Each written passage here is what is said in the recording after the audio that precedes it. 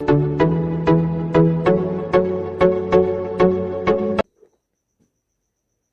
guys, my name is Subhash Katre. I am a B Pharmacy student.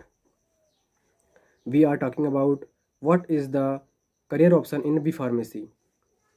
B Pharmacy करने के बाद लोगों का होता है कि यार करियर ऑप्शन कौन से करियर में जाएं या क्या करियर ऑप्शन चुनें।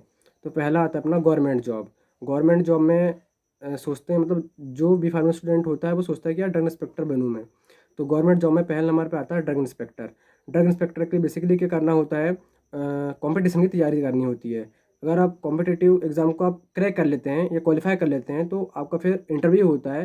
देन इंटरव्यू में आपका सिलेक्शन हो जाता है तो आप ड्रग इंस्पेक्टर बन जाते हैं। उसके बाद में आता है फिर रेलवे। रेलवे का भी अपन को रेलवे की भी अपन को वैकेंसी देखना होता है कि कब वैकेंसी निकल रही है, उसके हिसाब से फिर उसका भी कॉम्पिटिटिव एग्ज़ाम होता है। कॉम्पिटिटिव एग्ज़ाम देने के बाद में उसमें आप क्वालिफाई हो गए तो रेलवे में आप ज्वाइनिंग दे सकते हैं।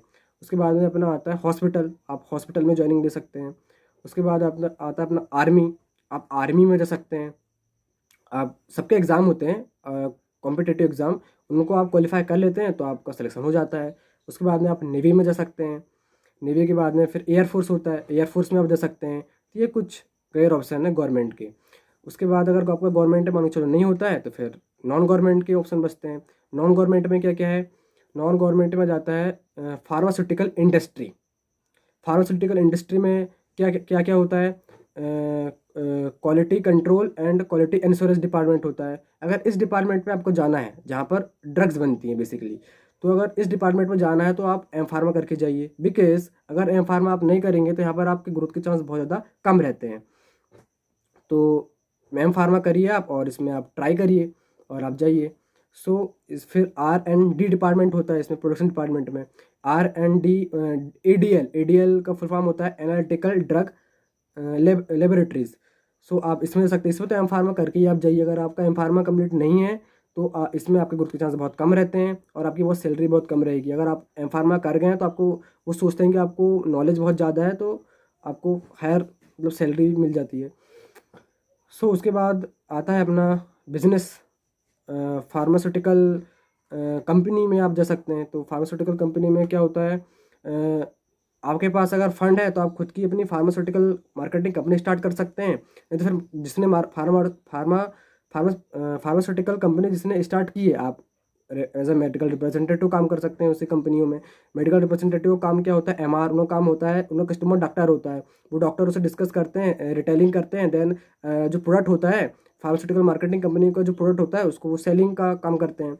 सो इसमें बहुत ज़्यादा चांस रहते हैं ग्रोथ के। जैसे आपको एक्सपीरियंस बढ़ते चला जाता है, आप मेडिकल रिप्रेजेंटेटिव से LA मैनेजर से धीरे धीरे बढ़ते चले जाता है। इसमें आप जा सकते हैं। एंड फिर आता है अपना रिसर्च एंड डेवलपमेंट में जा सकते हैं। अगर आपका इंटरेस्ट है रिसर्च डेवलपमेंट में, साइंटिस्ट बन सकते हैं आप। सो उसके बाद अपना आ जाता है फिर आपकी खुद की मैन्युफैक्चरिंग आप यूनिट डाल सकते हैं।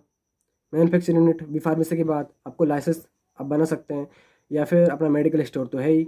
बी फार्मेसी करने के बाद अपना 4 साल ग्रेजुएशन हुआ उसके बाद अपन को लाइसेंस मिल जाता है तो अपन मेडिकल स्टोर ओपन कर सकते हैं एंड अपनी खुद की होलसेलर भी ओपन कर सकते हैं, लाइसेंस मिल जाते हैं। तो ये है। उसके बाद हायर एजुकेशन करना है आपको तो हायर एजुकेशन के लिए आप एम फार्मा कर सकते हैं।